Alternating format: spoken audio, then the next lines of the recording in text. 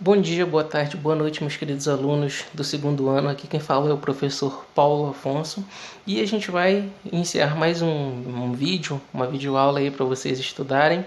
E se vocês quiserem acompanhar pelo livro de vocês, é o livro 2 de Física e a unidade 5, tá bom? Então a gente vai agora falar a respeito do que vocês mais gostam da física, né?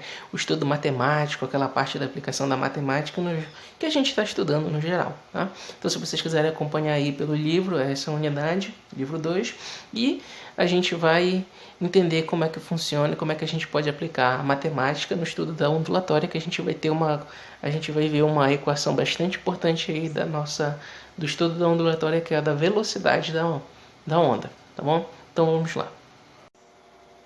Bom, então vamos lá. Agora que a gente entendeu, já que nós já entendemos o que é uma onda, quais as principais características dela, como é que ela se comporta, quais são os tipos de ondas, classificações, nós precisamos entender uma parte muito fundamental que é o que nós chamamos de equação fundamental do ondulatório, que vai caracterizar uma onda, que vai ser muito importante para a gente saber dessa onda, que geralmente é a velocidade com que ela tem de propagação, né, em um certo meio material, um certo meio imaterial. Então, geralmente vão existir questões que eles vão te perguntar, eles vão te dar uma certa situação e ele vai te perguntar a velocidade com que essa onda está se propagando. Essa é a ideia. Então, beleza, vamos lá. Mas antes disso, nós precisamos atentar para algumas características das ondas. Tá? Então aqui nós temos uma onda, uma certa oscilação bem aqui, né? Que se repete, como a gente vai ver, já passa no ponto mais alto, vai no ponto mais baixo, depois no ponto mais alto de novo. Se ela continuasse, ia para baixo, para cima, para baixo, para cima, né? Depois de perturbada, né? Vai ter essa ondulação bem aí, como a gente está vendo, essa onda se propagando aí nesse meio qualquer que seja. Beleza. O que a gente vai precisar saber e identificar dessa onda bem aqui, olha só, é que nos pontos mais altos das ondas, o ponto mais alto de qualquer onda, a gente chama de crista, tá bom? E os pontos mais baixos das ondas nós chamamos de vale. Então, aquela parte lá onde o surfista pega a onda, tudinho e vai andando, né? A gente chama de crista e a parte mais baixa a gente chama de vale, beleza.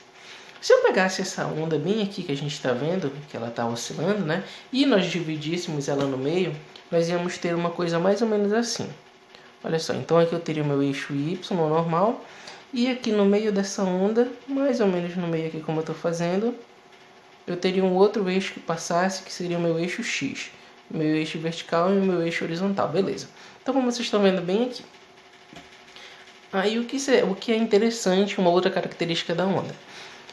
A distância entre esse ponto médio aqui, onde a onda é cortada ao meio, até o ponto mais alto da onda, a distância entre esse ponto médio, né, onde a onda é cortada ao meio, até o ponto mais baixo, ou seja, do meio da onda até o ponto mais baixo e do meio da onda até o ponto mais alto, nós chamamos de amplitude.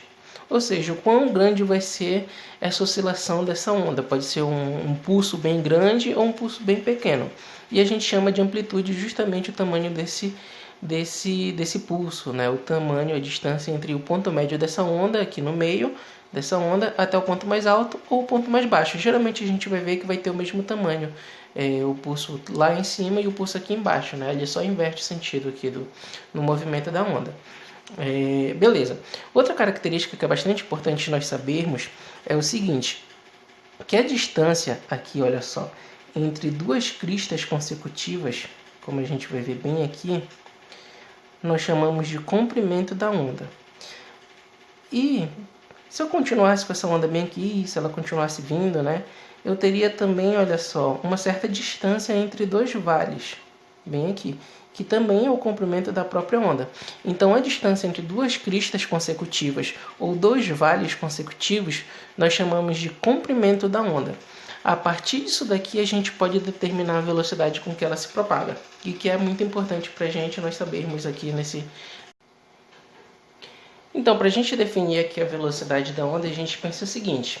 A velocidade que a gente vê lá no início do estudo da física, que a gente define, né, que um corpo anda e tudo mais, nós definimos essa velocidade como a variação do espaço pelo tempo, ou seja, uma certa pessoa, uma certa partícula, um certo objeto anda a um certo espaço, por exemplo, 5 km, 2 metros, 3 metros, 20 metros, 20 km, enfim.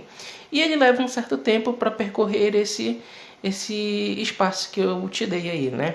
Então, como é que eu acho a velocidade com que esse corpo está se movimentando? Basta saber o quanto ele andou pelo tempo que ele levou para andar esse tanto. Essa é a ideia da velocidade. Então, para a onda também é a mesma coisa. A onda não tem um certo comprimento? Beleza, ela tem um certo comprimento. Então, essa onda bem aqui que a gente está olhando, né? A velocidade dela, basta saber o comprimento dessa onda, o comprimento que ela tem e o tempo que ela leva para completar esse certo comprimento, ou seja, o tempo que ele leva para completar essa oscilação. Se vocês perceberem bem, aqui no ponto mais alto da onda, né, se eu pegasse e colocasse um objeto bem aqui, e se ele andasse, por exemplo, a onda está bem aqui, aí ele sai daqui, vem até o ponto mais baixo, e depois ele chega até o ponto mais alto de novo. Isso nós chamamos de uma oscilação completa. Então, uma oscilação completa seria o quê? Quando um ponto qualquer que seja em uma onda, por exemplo, ou a própria onda, né, completa uma oscilação. O que seria isso? Eu posso marcar um ponto nessa onda e eu considero uma oscilação completa quando esse ponto sai da onda, dá uma volta nela e chega nesse mesmo ponto de novo. Então, bora lá. Imagina aqui que eu tenho um objeto aqui nesse ponto, aí ele vai lá no ponto mais alto, depois ele vem aqui no ponto mais baixo e chega aqui de novo no meio termo, né, aqui na metade da onda. Isso a gente chama de oscilação.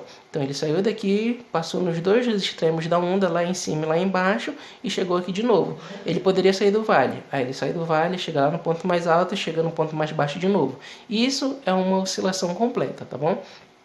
Quando um objeto passa por todos os pontos dessa onda e chega no mesmo ponto aonde ele saiu. Essa é a ideia de uma oscilação completa.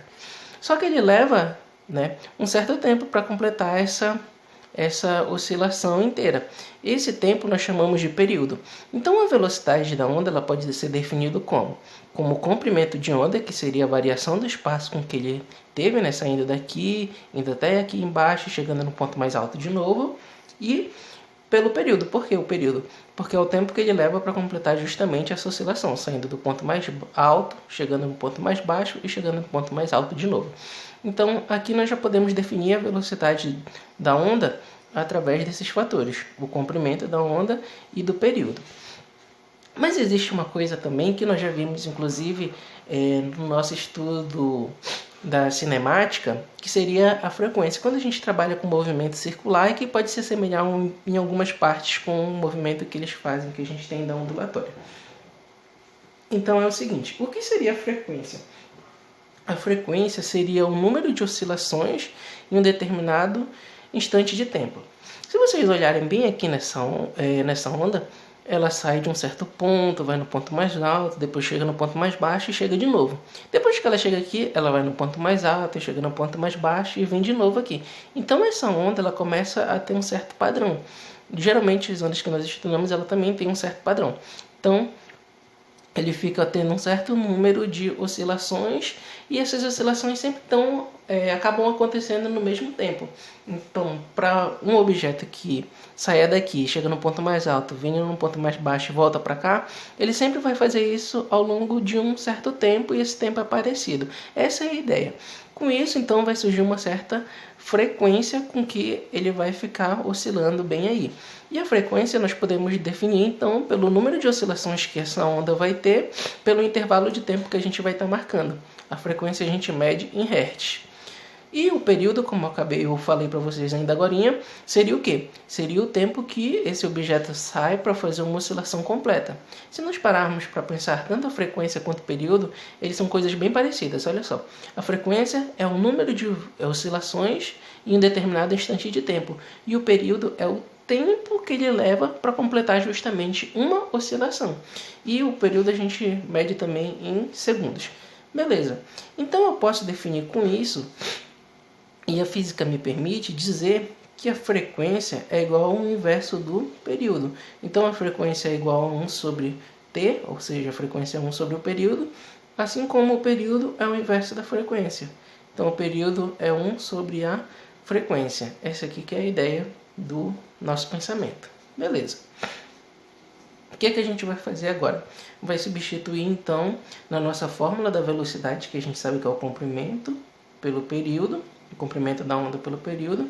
Então a velocidade da onda, além de ser definida dessa forma aqui, como a gente acabou de ver, a gente pode também definir como comprimento dividido, e onde eu tenho um período, o que é que eu faço?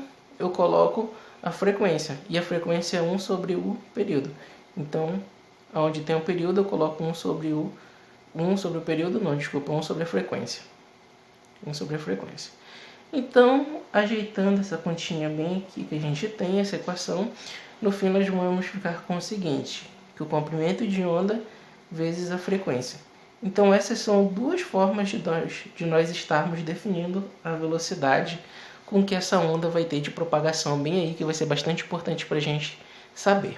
Que ela pode ser tanto o comprimento dessa onda, que ele vai te dar na questão geralmente, pelo período dela, ou o comprimento de onda vezes a frequência com que essa onda tem. Essa é a nossa equação fundamental da ondulatória, a equação mais importante e praticamente a única que a gente vai ver no estudo da ondulatória, bem aqui. Então essa daí é a ideia. Bom, então nós vimos aí como é que funciona a velocidade de uma onda. A gente viu que vai depender do comprimento dessa onda e da frequência dela. Geralmente muito vai cair a respeito da frequência, porque a gente vai trabalhar bastante com frequência na onda, na ondulatória. Mas também vai cair um pouquinho de período, né? Então essa era a relação. Agora a gente vai ver como é que funciona a velocidade em uma corda, em um fio, em um cabo, numa mola, de repente. Como é que vai se comportar essa velocidade? Então imagina aqui que nós temos uma corda bem grossa, tá? E a gente amarra essa corda em um certo local, numa parede, num poste, alguma coisa. Aí ela começa a ser tracionada por esse poste, então ela começa a ser esticada, né? Ela é puxada pelo poste e tu tá puxando ela do outro lado. Aí nisso que tu tá puxando ela e ela tá amarrada lá no poste, tu faz uma oscilação, que nem a gente tá vendo bem aqui, só uma. Aí ela começa a se movimentar, vai até lá no poste, bate no poste e depois ela volta essa oscilação, bem aqui. Beleza.